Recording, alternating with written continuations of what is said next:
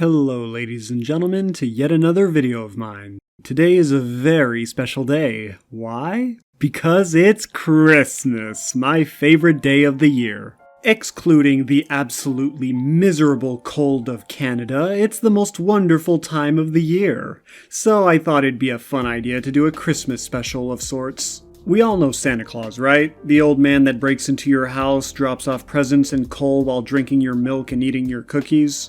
Well, I became curious on just how fast Saint Nick would have to be to deliver presents to every home in the world, and here we are today.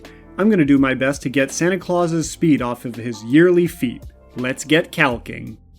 Google's official Santa tracker states that Santa's journey takes around 25 hours, given time zones and all, beginning in far eastern Russia at 10 p.m. EET, so that's about 90,000 seconds. But for a good amount of that time, Santa is in the air and not actually moving. NORAD states that his sleigh has a max speed of faster than starlight, so, faster than light. But it's important to note that this is the max speed and not necessarily the usual speed. All this value really tells us is that there are times on Christmas where Santa does go this fast, otherwise NORAD would have no way of knowing this for certain. Santa likely uses this speed when covering large, homeless sections of the planet, such as, the Sahara Desert, or something of the sort. Otherwise, he'd have no reason to go anywhere near that speed given how closely together houses are in suburban areas. Also important to note that NORAD jet pilots often encounter Santa while flying F-16s, F-15s, F-22s, and CF-18s. These jets have an average speed of around Mach 1.5. NORAD also says how their pilots wave to Santa and Santa waves back, so there are definitely times where Santa slows down to such speeds, probably to give his 9 reindeer a rest, from going, faster than light from time to time. Given his ability to go so ridiculously fast, I'll assume he spends only around 25% of the time frame in the air. This gives us a good time frame of 67.5 thousand seconds. Now the distance traveled. We all know Santa usually uses the chimney to enter homes, as he usually lands on the roof of homes with his sleigh. Unfortunately, though, chimneys are nowhere near as common these days. And yes, when I say chimneys, I mean actual, old-fashioned chimneys that Santa could probably fit through. But then again, he's a pretty big guy, so you know what I mean. Trulia, or Trelia, I'm not entirely sure, a real estate site stated that less than 0.05% of homes built in the 2010s even have chimneys at all. This is because houses have opted out to using vent piping, a much cheaper and simpler alternative. Ever since the 1970s, when the gas fireplace was invented, real fireplace with chimneys became obsolete. As such, I'll assume that only a minor fraction of houses even have chimneys, and so Santa won't be able to enter the vast majority of homes that way. That being said, as Santa can't exactly park in the streets, he would likely still land on the rooftops regardless. As such, he would still have to get down, likely by jumping down the roof, sack in hand. He'd just have to walk several more meters to walk to the living room. As such, I'll use 3 meters to take that into account. Houses have 1 to 2 stories, and although I couldn't find any statistics regarding heights of houses worldwide, I did find such numbers for the US. According to the US Census Bureau's survey of construction, 58% of single-family homes completed in 2015 were 2 or more stories high, while the rest, 42%, were 1 story. As this is the closest we can get to a solid ratio, I'll apply this worldwide. Oh, and for the record, 1 story is usually 4.3 meters, so that's what I'll use. Using the average global 3-person household, there are 1.2 billion homes in the world. Using the percentage from the survey, we get around 504 million 1-story homes. Using the value for how many chimneyed homes are built these days, I get around 25.2 million 1-story homes with chimneys. This would mean that there are around 478.8 1-story homes without chimneys. As Santa would have to drop down a story and walk a few meters to reach the chimneyless 1-story home's living room, I'll use around 7.3 meters per home. This gives us nearly 3.5 billion meters. Considering all Santa has to do for the 1-story homes with chimneys is drop down a story, I'll just use a story's height, 4.3 meters, for those homes. And this gives us a distance of over 108 million meters. Next are the taller homes. We'll assume that 2/3 of the 58% are 2-story homes, while the last third are 3-story ones to stay safe. This means 38.28% are 2-story homes and 19.72% are 3-story homes. With 38.28%, we get nearly 460 million 2-story homes. Using the chimney value again, we get almost 23 million 2-story homes with chimneys and subsequently over 436 million 2-story homes without chimneys. Applying the distances for chimneyless and chimneyed 2-story homes, we get over 5 billion meters as well as 197 million meters respectively. And with that, the 2-story homes are covered. And that brings us to the 3-story homes. Same methodology, different results. We get 236 million 3-story homes, nearly 12 million of them with a chimney, and almost 225 million of them without one. Getting the distances again, we get over 3.5 billion meters and over 152 million meters for chimneyless and chimneyed respectively. Now we combine all the distances to get 12.59 billion meters plus. But, this is just getting the distances regarding reaching the living room from the sleigh. Right after reaching the living room, Santa puts the presents under the Christmas tree, so time to get a value for all the times he does that. We all know that Santa gives presents to the nice children and coal to the naughty ones. According to Humanium, an international child sponsorship NGO, there are over 2.2 billion children in the world. As such, 2.2 billion is a safe lowball. During my research, I came across this naughty and nice list from the North Pole government's Department of Christmas Affairs. While this is definitely not the entire list, as there are only 29,367 names, this list could be a sample of the actual list Santa writes. As such, I don't think using it to get a ratio on nice versus naughty children should pose too much of a problem. The sample size is large enough, I'd say. Nearly 30,000 children. There are 19,573 nice children versus 9,796 naughty children. That's around a 67-33 ratio. Now to apply this to the 2.2 billion figure. This gives us 1.474 billion nice children and 726 million naughty children. We'll assume that Santa gives each nice child 3 presents and 3 chocolate/candy in the stocking. As for naughty children, a lump of coal in the stocking. I'll assume for every present, Santa bends down to put it under the Christmas tree, as given he's an old man, I doubt he'll be kneeling down and risking injuring his old knees. While Santa's height has been debated over for many years, according to NORAD, who has been tracking and studying the man for decades, he should be around 5'7" or 1.7 meters tall. With that in mind, I surmise that he moves his upper body around 120 degrees when bending down to place the presents.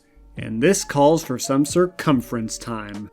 Assuming he moves around a meter each time he takes a present out of his sack, we get around 2.78 meters moved per present. 3 presents per nice child gives us around 12.29 billion meters moved in total.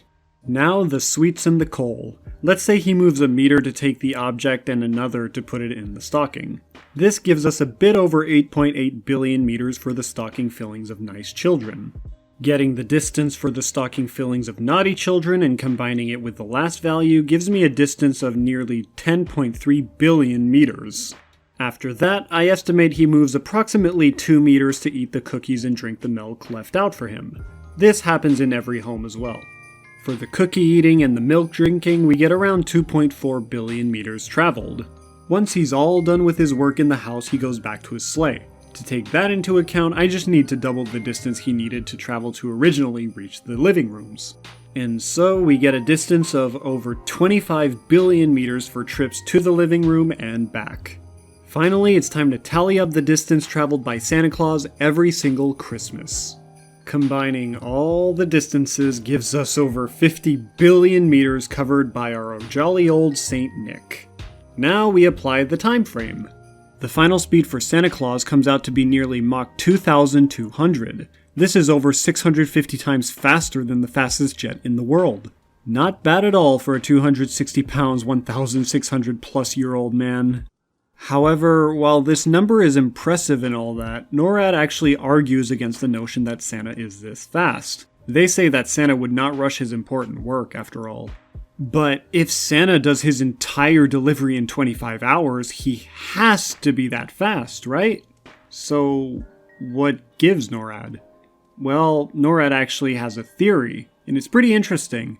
They say, quote, NORAD intelligence reports indicate that Santa does not experience time the way we do. His trip seems to take 24 hours to us, but to Santa, it might last days, weeks, or even months. Santa would not want to rush the important job of delivering presents to children and spreading joy to everyone. So the only logical conclusion is that Santa somehow functions within his time-space continuum. Oh man, I hate saying time-space. It's space-time. Whatever. So basically, Santa is capable of manipulating space-time to such a degree that he can give himself as much time as needed to perform his yearly feat. Or do anything for that matter. Whether NORAD is correct in their claim or I am, Santa is practically moving at Mach 2200 whether he manipulates time or he is physically that fast. So honestly, whatever, doesn't really matter. Although I was pretty happy with the result of this work, I was not 100% satisfied. Especially considering even though we know how fast Santa is, or practically is, we don't know how strong he is. So I sat down on my gamer computer chair and putting on my thinking Santa hat, I started brainstorming. My first instinct was to use Krampus as a kind of measuring stick. For those that don't know, Krampus is the evil counterpart to Santa that punishes children by hitting them with birch rods, kidnapping them, and even bringing them to hell in some stories. Santa should be around that beast level given they're like yin and yang, two equally opposing forces.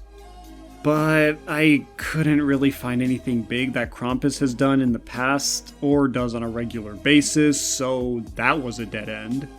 But then that's when I read over the specs of the Christmas sleigh again. I noticed one of the values. Passenger weight at landing, 1,260 pounds. That's when it hit me. Via general relativity, moving at relativistic speeds increases your relativistic mass. With that fact, I could get an idea of Santa's strength. Okay, so NORAD states that Santa is 260 pounds, or 117.93 kilograms usually, but given the speed at which he goes, the weight, or rather mass, goes up to 571.53 kilograms. Well, relativistic mass, but whatever. This means that the boost in relativistic mass is a 4.85 times increase. Now to use this formula right here. M0 is the rest mass, meaning the mass when Santa isn't moving. M is the final mass, so Santa's mass when he's moving. V is the velocity at which Santa is moving, and C is the speed of light in a vacuum. Using the masses of Santa we know, we can fill in M0 and M to get this equation. Doing some painful algebra, we get a velocity of 69% the speed of light for when Santa usually lands his sleigh. 69. Anyways, with this number we can get the kinetic energy of the sleigh carrying all that it does. NORAD states that the presents are 60,000 tons, so over 54 million kilograms. Also, according to NORAD, the sleigh itself weighs 75,000 gumdrops. From what I could gather, 10 gumdrops is 36 grams. This would make 75,000 around 270 kilograms. Now, let's get how much kinetic energy the 9 reindeers are producing when pulling the sleigh and everything on it. Doing all the math, we see that Santa's 9 reindeers produce a bit more than 265 teratons of TNT. That's over 5 million times stronger than the most powerful bomb ever tested, the Tsar Bomba. Dividing that value by 9 to get the individual strengths of the reindeer, I get over 29 teratons of TNT. And that is still 545,000 times stronger than the Tsar Bomba. These things are real monsters. I did some research regarding the reins used for Santa's sleigh, and beyond them being made of something far more technologically advanced than anything we can make, I found nothing on them being particularly magical. As such, I'm led to believe that Santa directs and stops the reindeer using the reins and his own strength. Now... I am no expert in the science of horse riding. I mean, last time I rode a horse was over a decade ago, and I got my ass thrown off. I am equally not well versed on whatever the equivalent for deer is. Deer riding? Yeah, that's probably what it's called, right? Since I'm not really knowledgeable on this and Google sure as hell isn't helping, I'm thinking a good 25% of what Rudolph creates via kinetic energy is good enough for Rudolph to feel at least something from Santa and think, oh, it's time to slow down, or oh, it's time to land, or oh, it's time to change direction, etc., etc., etc. If anyone is actually knowledgeable in the science of horse riding, I would love to hear an actually accurate value, because right now I'm just kind of spitballing. The other 8 follow Rudolph, so Rudolph is probably the only one that needs to be actually notified about directions. Using the 25% value, this gives Santa's rain pull the force of over 7 teratons of TNT. Since I guess we're using the Tsar Bomba as a measuring stick for these values, that's about 136,100 Tsar Bombas per pull. Can you imagine every time you pull on your horse's rein, over 100,000 nuclear bombs explode in your hand? No wonder we have no idea what the sleigh's reins are made of. Oh, yeah, and I should note that this is a massively low estimate of his strength. This is assuming that Santa pulls on the reins when the reindeer are at the speed they are when landing. There's actually no way that they're that slow when up in the air, but kinetic energy is the only way to get Santa's strength.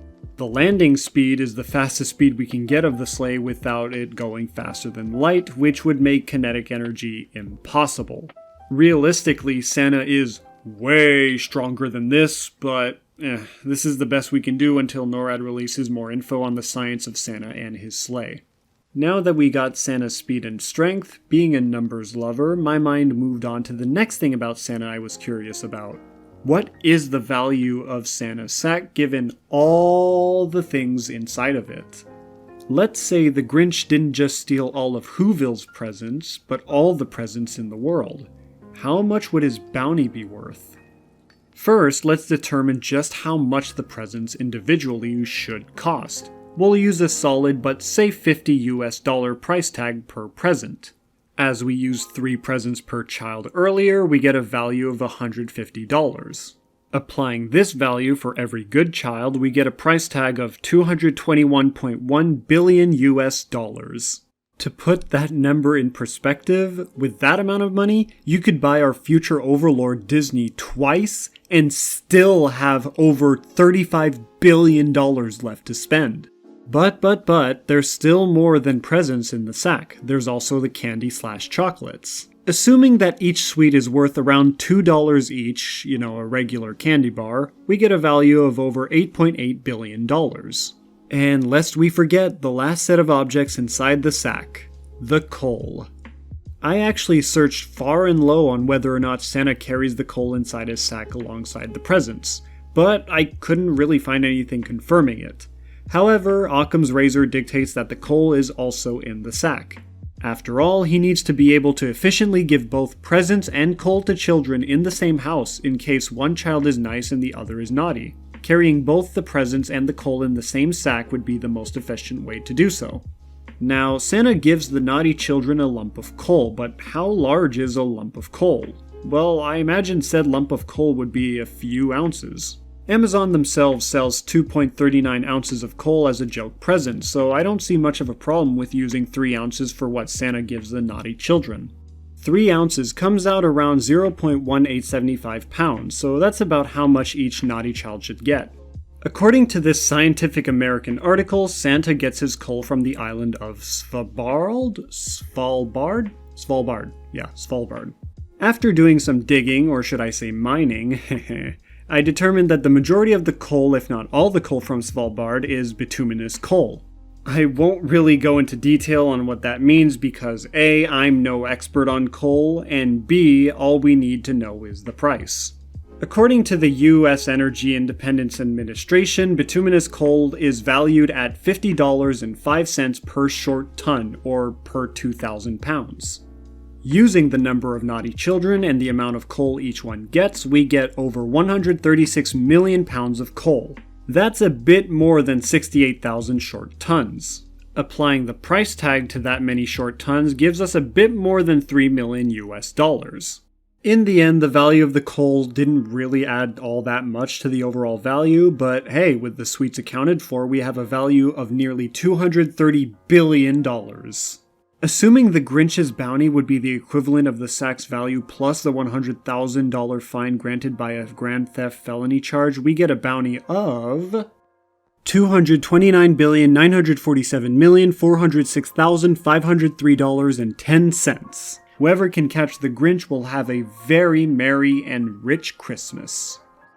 And with that, the video is over. Thank you all for watching, and a big thanks to my patrons over on my Patreon.